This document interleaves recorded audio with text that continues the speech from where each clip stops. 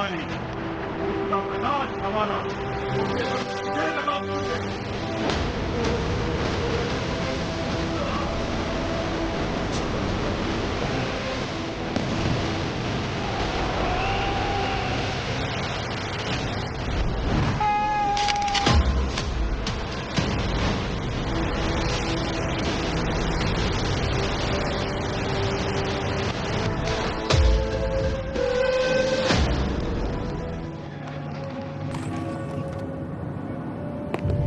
My Lord Emmanuel, मैंने भारत का कोना कोना देख लिया। ना ही मुझे कहीं कोई चोर मिला और ना ही कोई भिखारी। हमारा मानना है कि उस देश के पास बेशुमार धन दौलत है।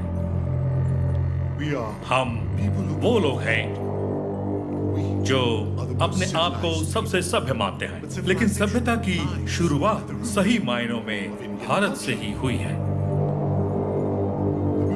मुगलों ने कई सालों तक उन पर राज किया। उन्होंने उनका खजाना जरूर लूटा, लेकिन उनकी तहजीब नहीं लूटी।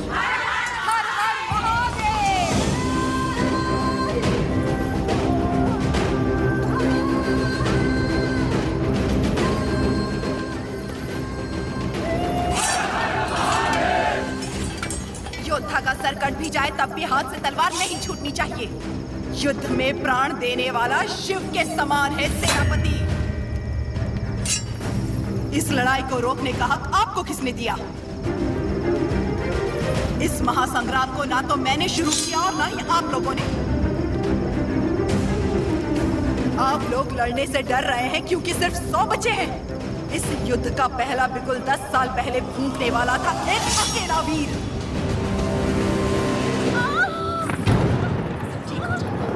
ब्रिटिश साम्राज्य की जड़ें हिला देने वाला योद्धा एक ही था।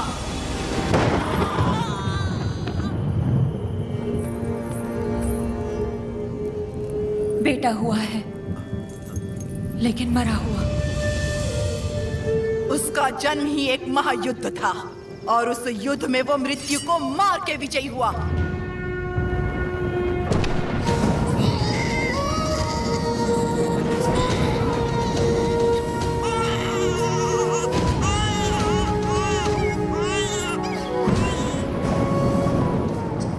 मृत्यु को हरा कर पैदा हुआ है, अब मृत्यु से छू भी नहीं सकती। वो एक योगी था, एक महायोद्धा था, स्वातंत्र की पहली अलख जगाने वाला रेनाडू का सूर्या।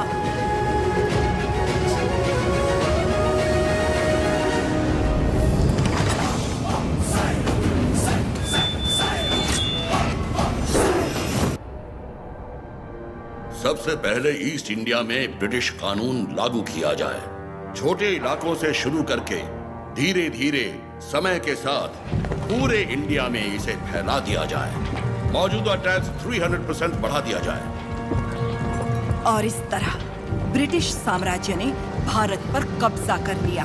वो बड़े अफसर जिनका अकेला मकसद भारत को लूटना था, उन्हें ऊंची कुर्सियों पर बिठाकर हमारे देश भेज दिया गया।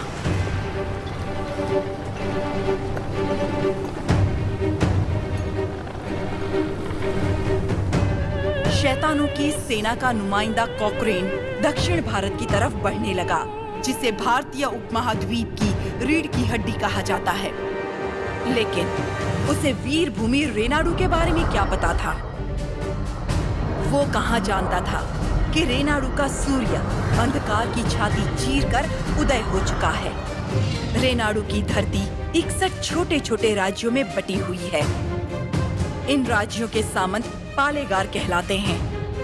ब्रिटिश इन पालेगारों से उनकी सत्ता और एकता दोनों छीन चुके हैं। लेकिन अवुकु राज्य के पालेगार अवुकु राजू, मायदुकुरु के पालेगार वीरा रेड्डी और कर्नूल के पापा खान उन 61 पालेगारों में से हैं जो आज भी स्वतंत्र शासन कर रहे हैं। नरसिम्हा रेड्डी ने इन सबको एकजुट करने के लिए एक महोत्सव का आयोजन किया।